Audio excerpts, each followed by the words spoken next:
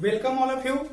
आज हम लोग 12th का first chapter reproduction in organism देखेंगे और हम लोग इस वीडियो में लाइफ स्पैन और रिप्रोडक्शन का इंट्रोडक्शन देखेंगे। ठीक है, तो हम लोग बिना देर किए हुए स्टार्ट करते हैं। लाइफ स्पैन क्या होता है, तो सबसे पहले हम लोग ये देखेंगे लाइफ स्पैन क्या होता है। लाइफ स्पैन ये हमारा एनसीईआरटी का फर्स्ट टॉपिक है। What is life span? देखो, हर ऑर्गेनिज्म जिनका बर्थ हुआ है उनका डेथ होना एकदम तय है, 110% श्योर है। कुछ को छोड़कर, किसको छोड़कर हम लोग आगे बात करेंगे। जो जन्म लिया है वो डेथ होगा। डेथ होगा, वो कैसे डेथ हो रहा है? दो तरह का हो सकता है। सपोज दैट एक ऑर्गेनिज्म है, वो जन्म लिया और सारे स्टेज को गेन किया, बच्चा था, बड़ा हुआ, बूढ़ा हुआ, फिर फाइनली डेथ हो गया। और दूसरा कंडीशन क्या है, जन्म लिया, थोड़ा सा बड़ा हुआ और रोड पे जा रहा था, उसका एक्सीडेंट हो गया, इसमें भी डेथ हुआ है। लेकिन हम लोग किसको लाइफ स्पैन बोलेंगे? एक जो ओल्ड स्टेज गेन करके जो डेथ किया उसको, या फिर किसी एक्सीडेंट या फिर किसी डिजीज के द्वारा डेथ किया उसकी बात करेंगे। तो कौन सा लाइफ स्पैन होता है? तो सबसे पहले ये जान लीजिए, लाइफ स्पैन जो होता है period from birth to natural death, यानी जन्म से लेकर के जो नेचुरल डेथ तक का जो पीरियड है वो कहलाता है life span. Getting my point? तो चलिए देखते हैं। Birth to natural death, natural death वो क्या होता है जी? लाइफ स्पैन, वो ऑर्गेनिज्म का।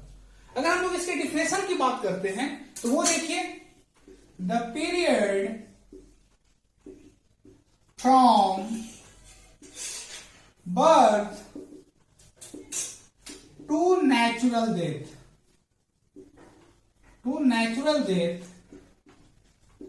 represent the lifespan of organism। मतलब वो पीरियड जन्म से लेकर के नेचुरल डेथ तक का पीरियड जो होता है वो क्या कहलाता है? लाइफ स्पैन कहलाता है उस ऑर्गेनिज्म की।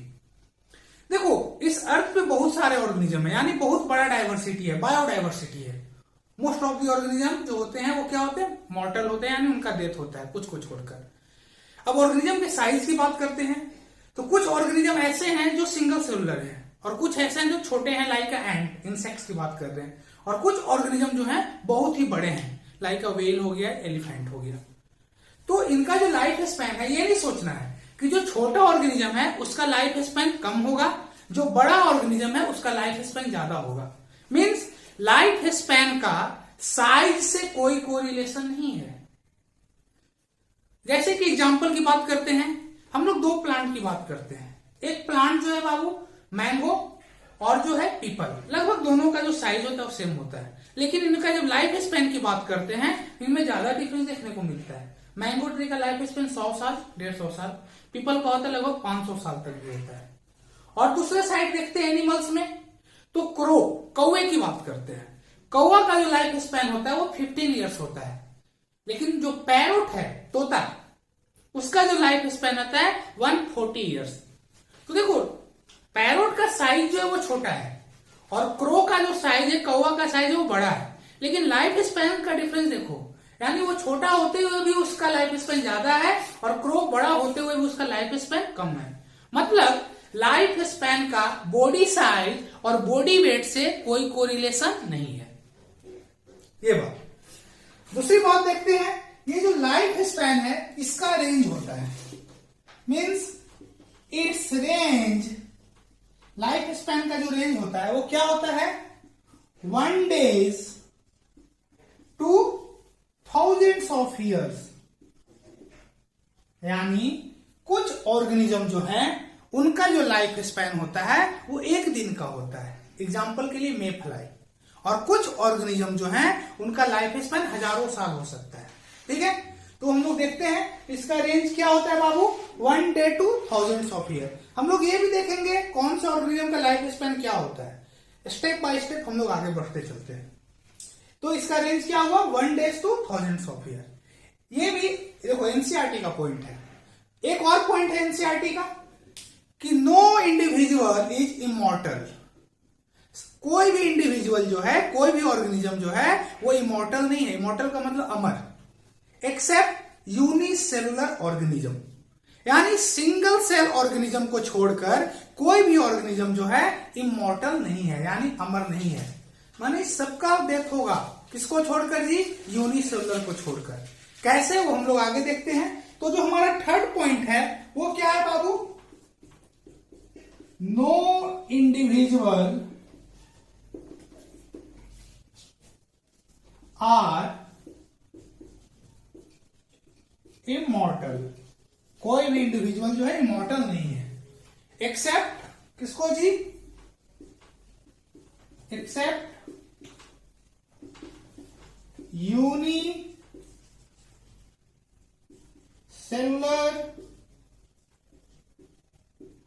ऑर्गेनिज्म। यूनिसेलुलर ऑर्गेनिज्म को छोड़कर कोई भी इमॉर्टल नहीं है। कैसे, देखते हैं।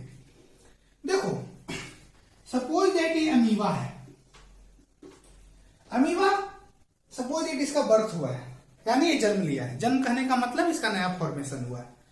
फॉर्मेशन हुआ, इसके बाद ये एक एज को गेन करेगा, इसमें ग्रोथ होगा, और ग्रोथ होने के बाद, ओल्ड होने के बाद क्या करता है? ये इसका डेथ होना चाहिए था, लेकिन ये ऐसा अमीबा में नहीं होता है। क्या होता है अमीबा में जी? वो छोटा था, वो ग्रोथ किया, ग्रोथ करने के बाद वो रिप्रोड्यूस कर जाएगा और दो नए ऑर्गेनिज्म का फॉर्मेशन करेगा, दो नए अमीबा का फॉर्मेशन करेगा।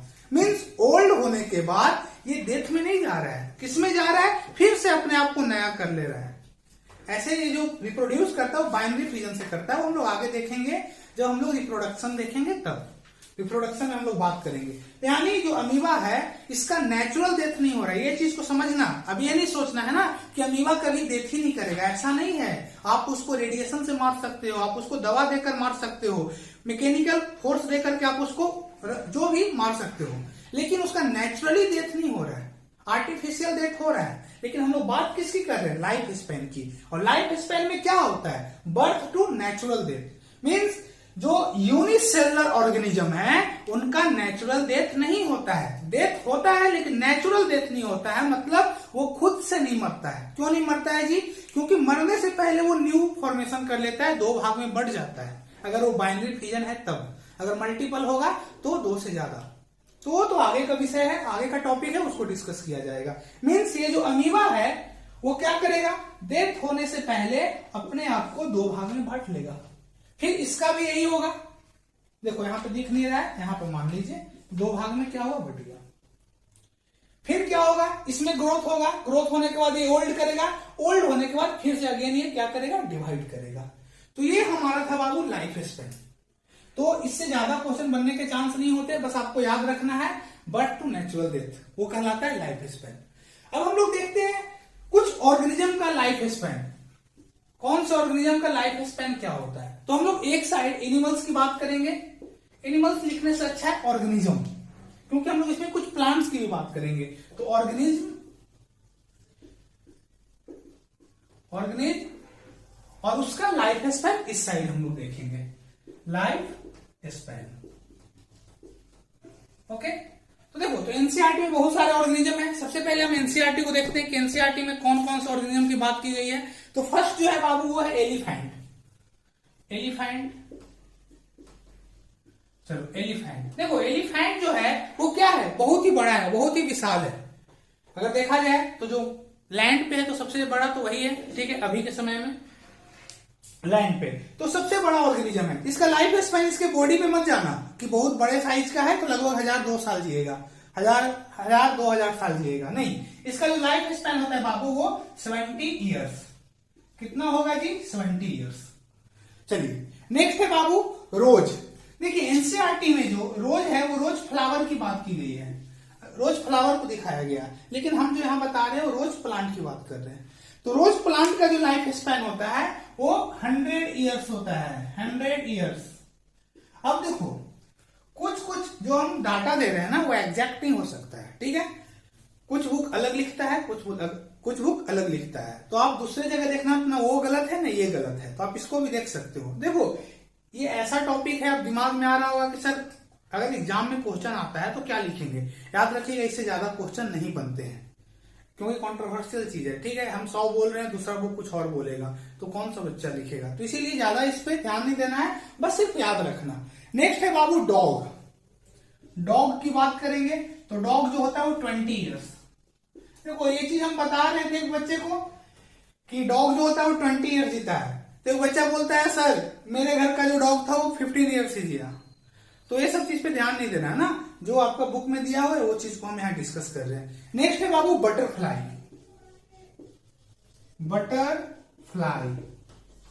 बटरफ्लाई जो होता है 1 to 2 वीक।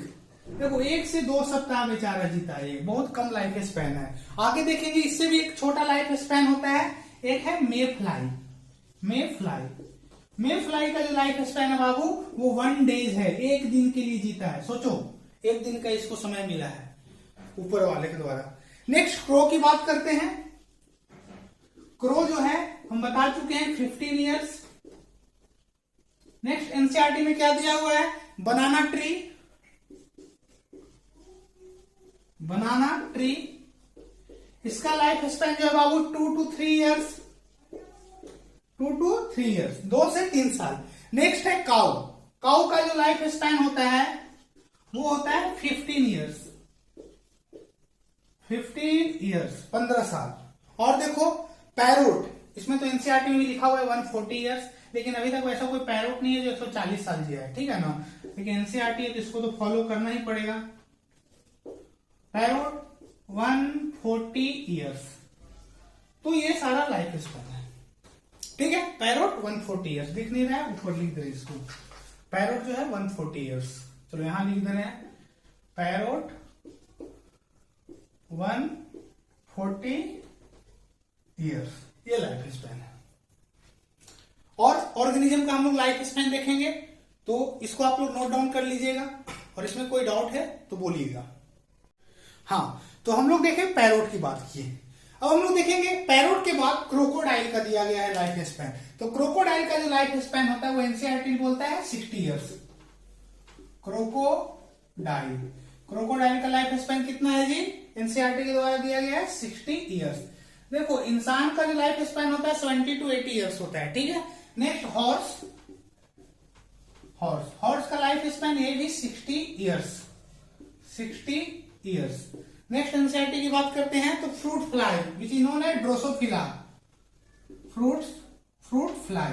देखो फ्रूट फ्लाई आप लोग देखे होंगे, किसको बोलते हैं, जब कोई भी जो आपका डस्टबिन होता है घर में, वहां पे जो छोटे छोटे जो फ्लाईज होते हैं ना, उसी को हम लोग बोलते हैं फ्रूट फ्लाई। ये बहुत ही इसको आसानी से ग्रो किया जा सकता है। एक पका हुआ बनाना रख दो, फ्रूट फ्लाई आ जाएगा। टमाटर को काट कर रख दो तो उस पर जो फ्लाई उड़े वो फ्रूट फ्लाई हो जाएगा। टोमेटो की बात करते हैं, यानी किचन में ये आसानी से आपको देखने को मिल जाता है। आगे हम लोग देखेंगे फ्रूट फ्लाई का बहुत बड़ा रोल है जेनेटिक्स में, ठीक है।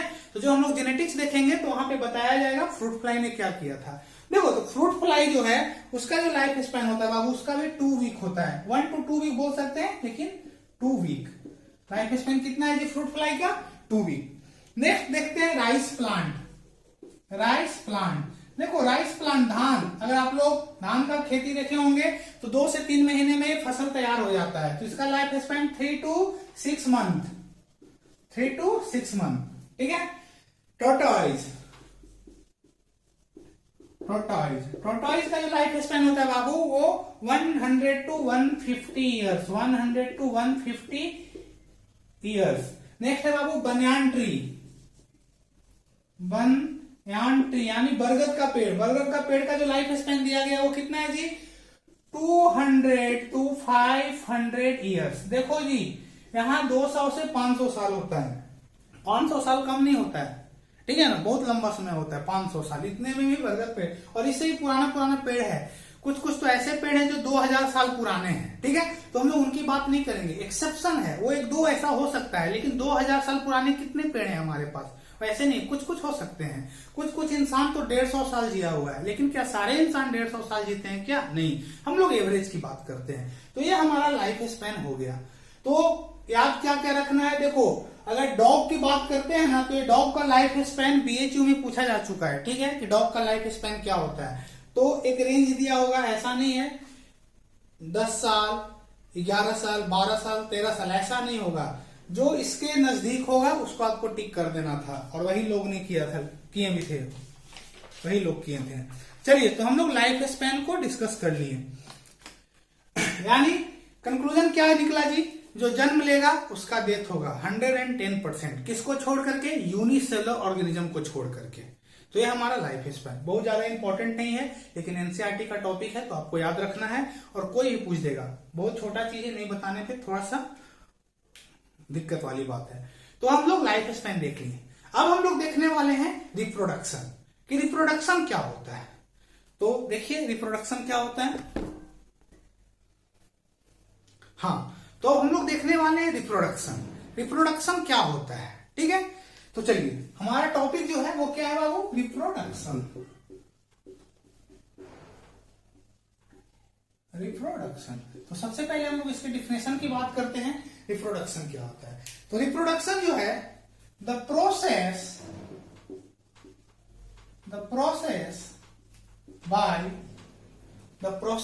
By which species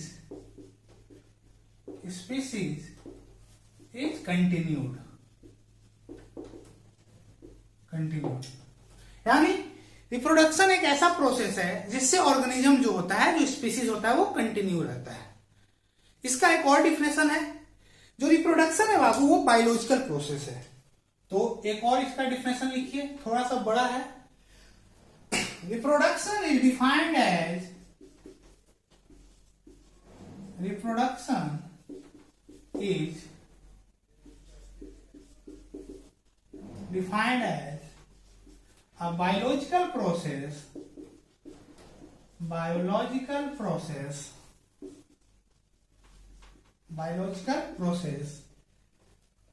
in which organism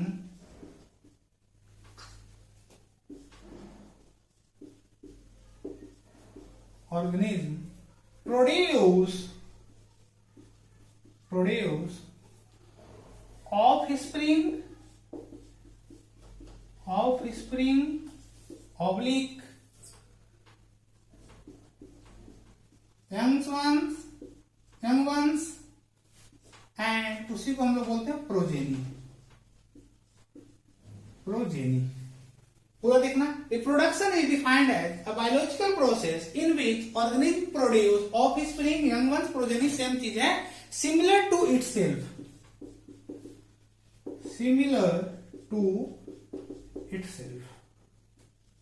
यानी रिप्रोडक्शन जो है एक प्रोसेस है जिसमें ऑर्गेनिज्म अपने जैसा ही यंग वंस को, ऑफस्प्रिंग को और प्रोजेनी को प्रोड्यूस करता है। यानी तीनों ये सेम वर्ड है, ऑफस्प्रिंग, यंग वंस और प्रोजेनी, इसको प्रोड्यूस करता है। यहाँ सिमिलर टू इटसेल्फ बोलना इसलिए जरूरी है, means human produce human, dog produce dog, ठीक है ना, डॉग को ही प्रोड्यूस करेगा, ठीक है, वो कुत्ते को ही जन्म देगा। तो ये चीज याद रखिएगा कि क्या है, ये प्रोसेस है। अब बात आती है रिप्रोडक्शन जरूरी क्यों है। तो चलो इसको समझो। अगर हम लोग बात करते हैं रिप्रोडक्शन, तो थोड़ा सा वापस आते हैं लाइफ स्पैन में आते हैं। देखिए हम लोग क्या किए, कोई भी ऑर्गेनिज्म, सिर्फ हम लोग की बात नहीं है, वो जन्म लिया, जन्म लेने के बाद उसका क्या होने वाला है, डेथ होने वाला है। तो डेथ होने वाला है, जन्म लिया मर गया, यानी उसका जो स्पीसीज है वो कंटिन्यू नहीं हो पा रहा है। तो उसको एक प्रोसेस को अपनाना पड़ेगा। वो प्रोसेस में क्या होगा, मरने से पहले अपना ही कॉपी मतलब उनका जेनेटिक कैरेक्टर उसको छोड़ कर जाए, अपने स्पीसीज को कंटिन्यू करके जाए। सपोज दैट इंसान जन्म लिया, तो मरने से पहले वो रिप्रोड्यूस करेगा और इंसान को यहाँ पे क्या छोड़ कर जाएगा, अपने कैरेक्टर को छोड़ के जाएगा। तो क्या होता है, बर्थ से लेकर डेथ, इसके बीच में अब वो स्टेज होता है, वो हम लोग आगे बात करेंगे। इसमें क्या करता है, ऑर्गेनिज्म जो होता है वो रिप्रोड्यूस करता है, और रिप्रोड्यूस करने के बाद वो जन्म देगा। किसी ऑर्गेनिज्म का क्या होगा जी, बर्थ होगा। बर्थ के बाद इसका भी यही स्थिति होने वाला है, यानी इसका भी डेथ होने वाला है। लेकिन ये जो ऑर्गेनिज्म है, डेथ होने से पहले ये भी रिप्रोड्यूस करेगा, ये भी क्या करेगा, रिप्रोड्यूस करेगा। और जब ये रिप्रोड्यूस करेगा, यानी हो क्या रहा है, यानी ऑर्गेनिज्म का जन्म हो रहा है, उनका डेथ हो रहा है, लेकिन वो अपने जनरेशन को क्या कर रहे हैं, आगे बढ़ाते जा रहे हैं, जनरेशन को क्या करें, कंटिन्यू कर रहे हैं। तो ये होता है बाबू हमारा रिप्रोडक्शन। ठीक है, इसमें किसी को डाउट? चलिए आगे बढ़ते हैं। अब बात आती है कि जो रिप्रोडक्शन है वो कितने टाइप्स का होता है, यानी हमारा जो नेक्स्ट टॉपिक है वो है बाबू टाइप्स ऑफ रिप्रोडक्शन। तो चलो टाइप्स ऑफ रिप्रोडक्शन। हाँ, तो हमने देखा रिप्रोडक्शन को डिफाइन किया। अब हम लोग नेक्स्ट देखने वाले हैं टाइप्स ऑफ रिप्रोडक्शन। तो नेक्स्ट हमारा टॉपिक जो है बाबू वो है टाइप्स ऑफ। देखो साथ में देखते चलो, समझते चलो, और नोट्स लिखना होगा तो यहां पे प्रॉपर नोट्स मिलेगा, इसको आप राइट डाउन कर लेना। फिर भी आप चाहते हो कि नहीं यहाँ पे नोट्स नहीं, हमको पीडीएफ मिले, तो वीडियो के लिंक में लास्ट में इस चैप्टर का लास्ट वीडियो होगा, उस वीडियो के लिंक में, वहां वीडियो में लिंक में डाल दिया जाएगा। इस लिंक से आप नोट्स को डाउनलोड कर सकते हैं। ठीक है, तो मेन फोकस करना है, ध्यान, मेन जो फोकस होना चाहिए वो समझने पे होना चाहिए, क्योंकि लिखा हुआ बहुत सारे बुक है, बहुत सारा बुक लिखा हुआ है ये सब चीज को, लेकिन आप अभी तक पढ़े नहीं हो, तो कोशिश करो यहाँ समझने का। ठीक है, समझ लो, नोट्स तो कभी मिल जाएगा और आप लोग को नोट्स प्रोवाइड कर दिया जाएगा। ठीक है, नेक्स्ट है बाबू टाइप्स ऑफ रिप्रोडक्शन। रिप्रोडक्शन की जब टाइप्स की बात करते हैं, it is of two types. कितने टाइप्स का होता है जी? It is of how many types? Two types. ये दो टाइप्स का होता है। दो टाइप्स का कौन कौन? फर्स्ट देखेंगे हम लोग asexual reproduction. Asexual reproduction. Next है जी सेक्सुअल रिप्रोडक्शन। Sexual reproduction. दो रिप्रोडक्शन कौन है? एसेक्सुअल रिप्रोडक्शन और सेक्सुअल। देखो सबसे पहले हम लोग सेक्सुअल को देखेंगे। सेक्सुअल रिप्रोडक्शन क्या होता है? सेक्सुअल का मतलब क्या होता है? देखो सेक्सुअल रिप्रोडक्शन में क्या होता है? Formation of gametes. Formation of gametes, gametes का फॉर्मेशन होगा। और दूसरा क्या इसका की पॉइंट है? Fusion of gametes. Fusion of gametes, formation of gametes and fusion of gametes, ये मेन की पॉइंट है। ये ऐसा रिप्रोडक्शन है जिसमें ऑर्गेनिज्म जो होता है वो गैमिट्स को बनाता है, गैमिट्स को बनाएगा और वो गैमिट्स फ्यूज करेंगे। यानी किसकी बात करें? फर्टिलाइजेशन की। Fusion of gametes is known as fertilization. यानी सेक्सुअल रिप्रोडक्शन में गैमिट्स का तो फॉर्मेशन होगा ही और गैमिट्स का फ्यूजन भी होगा, फॉर्मेशन भी होगा, फ्यूजन भी होगा, वो कहलाता है सेक्सुअल रिप्रोडक्शन। मींस यहां जो रिप्रोडक्शन होगा with the help of gametes. Sexual का मतलब ये होता है गैमिट्स फॉर्मेशन है, फ्यूजन ऑफ गैमिट्स। अब देखो किसी भी वर्ड के पहले अगर ए लग जाता है ना, ए का मतलब नॉट होता है। तो सेक्सुअल का मतलब क्या था? Formation of gametes and fusion of gametes. इसके आगे कौन सा वर्ड लगा हुआ है? ए का मतलब क्या होता है जी? नॉट। तो चलो अब सेक्सुअल में क्या होगा? सेक्सुअल का मतलब वो भी अभी भी वही है, formation of gametes and fusion of gametes. Formation of gametes and second क्या है बाबू? Fusion of gametes. देखो ये सेक्सुअल का मतलब होता है और इसके पहले ए लगा हुआ है, मीन्स इसमें भी हो जाएगा नॉट फॉर्मेशन ऑफ गैमेट्स। ये सेक्सुअल में क्या होगा जी? Not formation of gametes. जब गैमेट्स का नहीं फॉर्मेशन होगा तो नॉट फ्यूजन ऑफ गैमेट्स।